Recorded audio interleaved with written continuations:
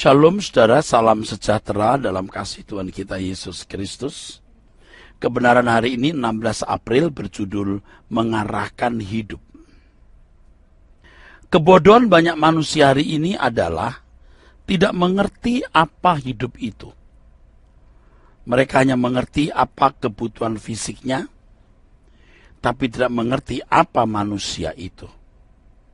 Mereka hanya mengerti kebutuhan manusia menurut ukuran dunia. Tentu orang-orang seperti ini tidak belajar mengenal Allah. Mereka mengukur orang lain dengan ukuran yang salah. Mereka pasti belum mengerti kasih yang sesungguhnya. Jangan harap mereka dapat melayani Tuhan. Kalau ada orang-orang seperti ini mengambil bagian dalam pelayanan, pasti motif pelayanannya pun keruh dan tujuan pelayanan mereka tidak jelas, pasti tidak benar. Pelayanan memperbarui pikiran sehingga orang mengerti kehendak Tuhan. Semua orang berjuang untuk menjadi seorang seperti yang diidolakannya. Idola manusia pada umumnya adalah menjadi orang yang berlimpah harta, berpendidikan tinggi, berpangkat, berpenampilan menarik, cantik, ganteng, dan lain sebagainya. Hal ini bukan saja terjadi dalam kehidupan orang-orang yang tidak mengenal Allah, tapi juga orang-orang beragama, termasuk orang-orang Kristen yang tidak mengenal kebenaran. Dengan cara dan gaya hidup seperti ini, mereka tidak memikirkan Tuhan dan kerajaannya. Mereka hanya memikirkan dunia ini dengan segala kesenangannya. Ini berarti mereka hanya membangun kerajaannya sendiri. Percuma mereka mengucapkan kalimat doa Bapa kami, datanglah kerajaanmu. Percuma. Pada umumnya orang tua juga mendorong anak-anaknya mengidola apa yang diidamkan oleh mereka. Dan ini yang menjadi masalah, saudaraku sekalian. Orang-orang tua menggiring anak-anaknya untuk tidak belajar kebenaran, tapi menuntun anak-anak mereka untuk menjadi sarana memuaskan hati orang tua untuk mencapai cita-cita orang tua. Anak manusia pada umumnya begitu membuka mata, sudah melek, begitu melek mata, sudah mendapatkan masukan nilai-nilai kehidupan yang tidak sesuai dengan kebenaran Alkitab. Nilai-nilai di sini artinya ukuran yang digunakan untuk menilai apakah sesuatu itu berharga atau tidak. Nilai-nilai ini terbangun secara permanen dalam kehidupan seorang anak manusia sejak kanak-kanak. Itulah yang mengarahkan peta hidup seseorang. Gambar diri yang dibangun oleh seseorang untuk dapat diwujudkan secara konkret dalam kehidupan ini, ya pada umumnya menjadi sosok yang dikagumi, yang punya harta, yang terkenal, yang punya uang. Akhirnya hidup manusia hanya disibukkan dengan hal-hal tersebut, yang ketika menutup mata, ia tidak membawa apa-apa sama sekali. Konyol, saudaraku. Ini benar-benar konyol. Akhirnya ketika dia menutup mata, semua yang diperjuangkan selama hidup di dunia lepas seperti asap, seperti uap, saudara. Tak berbekas. Dan pada waktu itu orang baru menyadari betapa fananya kehidupan ini. Banyak orang mati dalam dosa dan kegelapan. Tahun-tahun umur hidupnya hanya digunakan untuk membangun gambar diri yang salah. Dan ini disebut sebagai disorientasi. Disorientasi artinya hidup yang tidak terfokus. Hidup dengan fokus yang salah. Disorientasi. Hal ini menyeret seseorang hidup dalam kesia-siaan. Kasihan, saudaraku. Menyeret hidup seorang dalam kesia-siaan. menjadi pintar, kaya, berkedudukan, terhormat, terkenal, sebenarnya tidak salah. Tetapi masalahnya untuk apakah semua itu?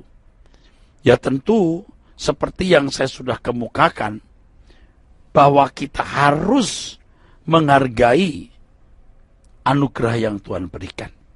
Masing-masing kita memiliki keadaan khusus, yang unik, yang khas, yang harus dikembangkan.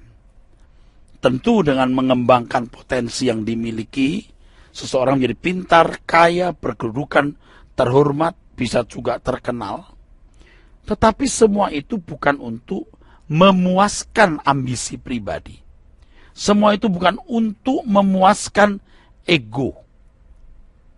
Tetapi semua itu kita perjuangkan, kita raih, kita miliki, agar berguna bagi pekerjaan Tuhan. Dan itu membuat seorang menjadi efektif di hadapan Allah. Seseorang tidak bisa mengasihi Tuhan tanpa sesuatu yang dimilikinya.